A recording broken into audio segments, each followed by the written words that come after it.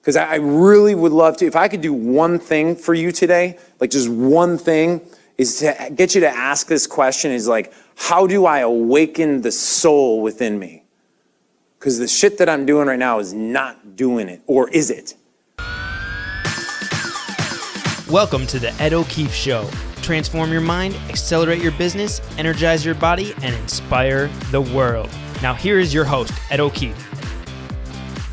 In this episode of the podcast, you'll hear a special segment from a presentation Ed gave on the levels of a quality life. So let's dive in. One of the concepts that I always like looking at is, if I ask a simple question of just by nodding or show of hands, like who wants, more power, more freedom, more money, and all those things, right? We all do, right? We want to have control at some level, at the base level of everything. And so what happens is, in order to do that, we kind of get thrown into this world of being really busy, of entrepreneurs and stuff like that. And, I don't know how well you can see this. I don't have a marker up here, do I? I don't. So one of the things, though, if you look at, we're going to talk about three things today. One is the process, and then I'm going to talk about the trap of the process, then how to get out of the trap, okay? It's going to be really, really simple. It's going to be fast. Is that if you think about this, who's ever heard of the law of attraction, right? Whatever you think about expands, and correlating energy or thought process on that expands will come back to you, or something like that. Someone in here probably knows it better than I do, but here's what I do know. Whatever we focus on expands. Brad, you're awesome, dude, right? Whatever we focus on expands. If I think about something, it shows up in my life, whether it's directly related that second or if it takes longer. And so when we start looking at this whole time collapsing process, how many of you ever had an experience where you thought it was going to take you 3 months, but it took you like a week for it to happen, right? Whether it's losing weight, whether it's starting a business, whether it's making a certain amount of money. And what I've found is that, my first company that actually succeeded, I went from age 23 to 26. I thought I was going to be Tony Robbins. It banging on my chest started to hurt, and no one showed up at my seminars. And then I thought I was going to be a best-selling author, and so I went and studied from the guys at Chicken Soup for the Soul when I was like 23, 24, and I started becoming a motivational speaker, and for the next year and a half, 2 years, 3 years, I was broke, totally broke. And I was like, well, wait a second, why are these guys, they're teaching certain things, but I can't replicate what they were teaching, right? And then around 24, I started learning, maybe 24, 25, I started learning direct response marketing. And I'll tell you one thing, guys, that's when everything started to change for me. Because even though I was still financially broke, I was mentally turned on to how to start making money. So what I did is I took all these concepts, created my first ebook, created my first e-course on mental toughness and stuff like that, learned how to write a long-form sales letter, and guess what I had? I had sales. And all of a sudden, I was in business. So at 25, 26, I then realized I was in the wrong business. Because why was I trying to sell to these athletes and these athletes' parents? Can you guys do me a favor, actually? Can you turn off that and just turn the lights up in here a second? And if you're on your computer, just stop looking at it for a second. Because the shit I'm about to drop is I didn't fly here to mess around. I was going to teach high performing concepts. It's just hard to do that when no one's looking at you.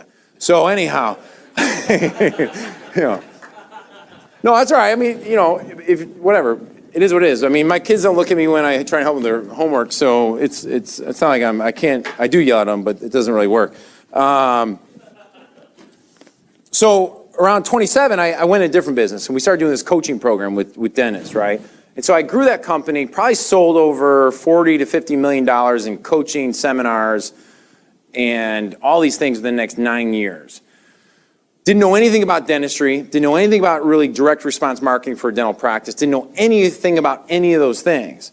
But here's what happened. In a very, very short amount of time, I went from 0 clients to hundreds of clients paying me anywhere between $99 to $499 a month.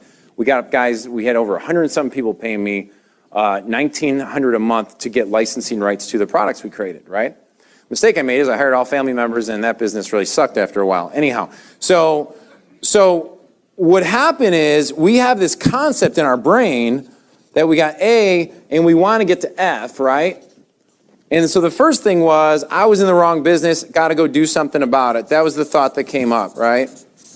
One of the concepts we taught dentists, the major shift in their head was what I just coined the $100,000 day, which was, hey, why are you bringing patients in one at a time to then give them cosmetic case presentations?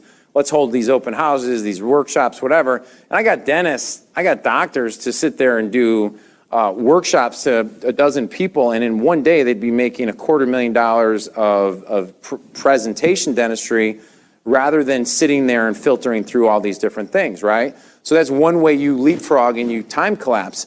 But what we kind of have in our society is this, like, that says time right there. It says time, A to F. And we have this constant thing of going from where we want to be to where we want to go. We all know the creation process. This is how it is, man. We get a thought, we get some emotion about it, we get some action about it, and then in our emotions we have images and all these things. Who recognizes this creation process? Like, you know it, right? We do this all the time. This stuff is not hard, correct? And so the one question you gotta ask yourself is, well, if I have these things, what's over here? Now, I don't know about you, but I'll give you my list, right? So I always thought about women, all right? When I get to F, I'm gonna have a wonderful woman, and we're gonna have a lot of sex. As you can imagine, what happened is I have a wonderful woman. We have proven that we've had sex at least half a dozen plus one time, and now we're in that almost land. But that's all right, we're happy. And we're really happy about that. And then the other thing you're gonna do is you're gonna go get the sports car, or like that one like manly man's car that makes you, for women, whatever manly car you'd like to. But you're gonna have fun with it, and then you're gonna go and you're gonna make money, right? So that's all at F. And the last part is you're gonna have, and then I'll put God up here, so you have your spirituality, and you're gonna have children or other people's children, or as someone asked me yesterday, wow, you have a lot of children. It's my neighbor down the street. He goes, has anyone ever told you like about evolution that you shouldn't have so many children? How do you respond to that? And I'm like, well, I just tell them that, yes, I totally understand that they're running out of resources, an evolutionary process, and that some people think you shouldn't have so many children. I said, but the one thought is that the people that have higher IQs and more a better performance and are better genetics than people like yourself should have a lot of children, and people like you should have less. But anyhow, so he said, anyhow, that was a good answer, and they just walked away. It was great. So what happens is we start off here, which is today, and we look out here and we say, hey, I have all this stuff over here, and I'm going to go get it. And the thing that we finally realize when we have the woman, we have the car, we got money, and we got kids, is that you go, holy crap, this shit sucks all of a sudden, because I thought this was supposed to be perfect and easy all the time. Or it's always elusive, it's always eluding me. The car didn't give me satisfaction. The money, well, I have the same emotional states that I had when I was back at A, but now the thing is I'm at F, right? And so it all just got pushed off again, and all of a sudden we were like, wow, we're back at A, and I got a new F, right? I mean, I'll tell you one thing, the woman I married 11 years ago, we're a different couple than we were 11 years ago. We've evolved into a different couple. The great thing that I have is that I have a woman that I love having conversations with, that we are learning this process together, right? With kids, what happens between second grade and fourth grade? Because in second grade, I was perfect. At fourth grade, I don't know what the hell I'm talking about, right? So my fifth grade daughter is still awesome because she like follows all the rules. She's like a rule follower, which drives me crazy when I'm like, hey, don't worry about him driving in the street, you know, and she's like, Dad, he never listens to you. I'm like, you're right, it sucks, but he's doing exactly what I did. It's okay. And then the money's better, but it's like it wasn't as much as you projected it was going to be. So in some ways, on the compare and contrast perspective, you hit that point, you're like, wow, I'm better than 99% of the population, but I still suck because my false illusion that I put in my head, when I compare myself to that, well, I'll do what the goal setting book said. I'll write it all down and I'll put my intention out there and it's going to be there when I get to F the next time. And so the funny thing is that the one thing I want you to do is like on my screen that I wanted to show you guys was if you do like a simple emotional state quotient at A, which let me ask this differently. How do you feel at A? Right? Like if I say, how am I feeling at A? Like when I'm at this point and I go, well, I'm feeling frustrated, overwhelmed, confused, or it could be confident, spiritually awake, my soul's awake, I'm living life to the fullest. The term, I'm studying a lot of warrior stuff, obviously, for some reasons now, is like one day, one lifetime. Like, oh, I'm in that zone. Or you're not, and that's okay. But then when you compare it to F, where's your emotional states going to be at when you're at F? And you're like, well, no, Ed, when I get to F, I'm going to be peaceful. I'm going to have the perfect life, and I'm going to be happy. I'm going to be confident. And once I get there, then I'm going to be able to go do what I really want to do with my life, right? Well, I just got to ask this freaking question, which is, when is A happening, and when is this entire process happening? Can someone tell me the answer? Say it again. Now, right? Are you guys from the West Coast? Yeah. Yes. You are? Oh, yeah, good. Who said now over there? Raise your hand. It's okay. Where are you from? Oh, yeah, I met you at, yeah, good. It's like somehow the people west of the Mississippi River get these questions a little sooner than the rest of us, you know. It just takes a little time. I don't know if it's the marijuana thing or what, but, or it's okay to have 4 wives in San Francisco, not 4 wives in San Francisco, but Tim Ferriss came out with like this email like, hey, everything about having sex with many women and they all live together. Like, I didn't even open it, don't even want to know.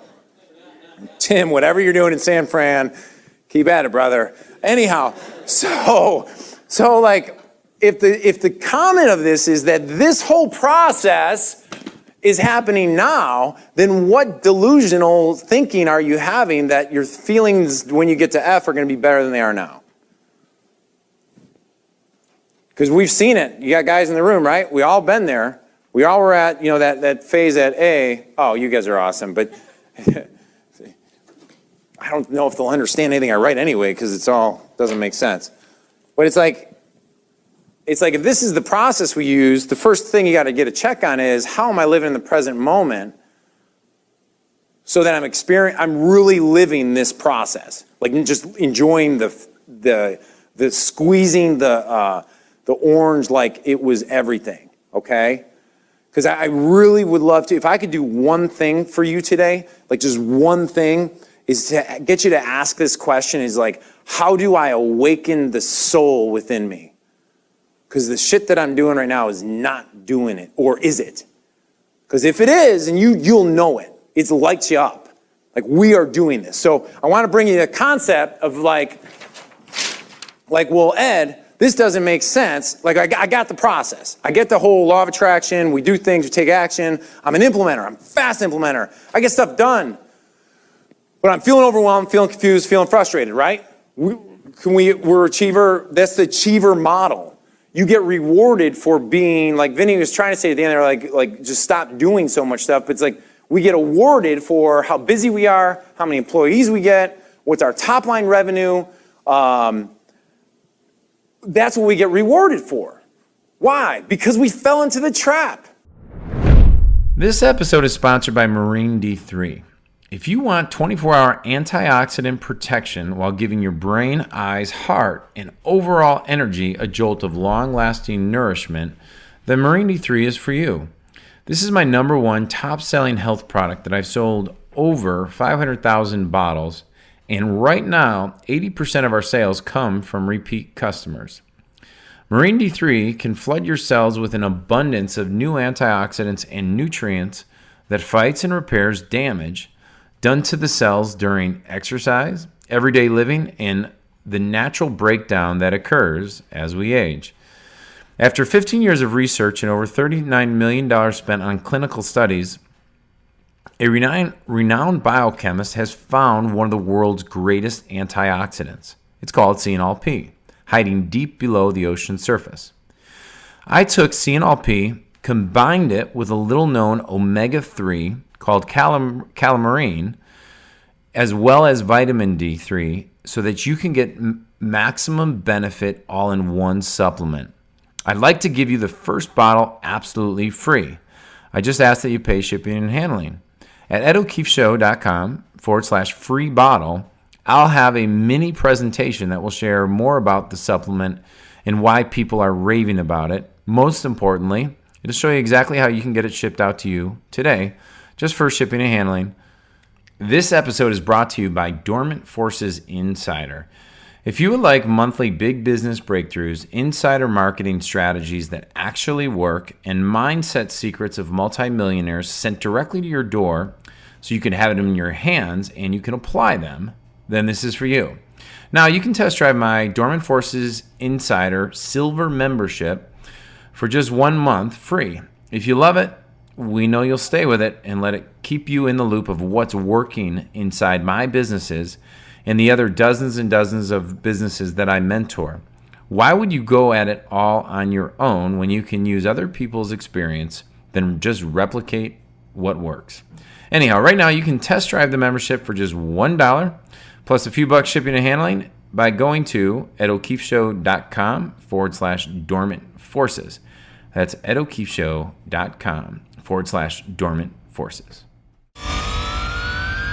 And thank you so much for tuning into this episode of the podcast. You can find the show notes for this episode as well as all the other podcast episodes by heading on over to edokeefeshow.com. If you would, please go subscribe to the podcast on iTunes and leave a rating and review.